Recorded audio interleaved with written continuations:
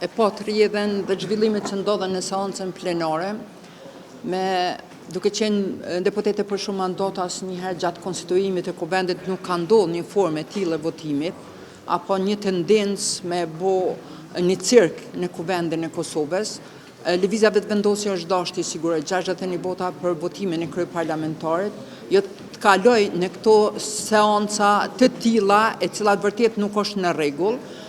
Kosova po mbahet peng për një kandidat. Alianca ka dashur me dhënë zgjedhje, ka propozuar 2 emra të cilët vetë lëvizja vetëvendosje nuk i ka pranuar, dhe ata janë lidh me një emër që është emri Albulena Haxhiut, e cila në fakt nëse tentohet 5-6 herë, 7 herë të votohet dhe nuk merr votat e mjaftueshme, përkundrazi prej seancë në seancë po zvoglohen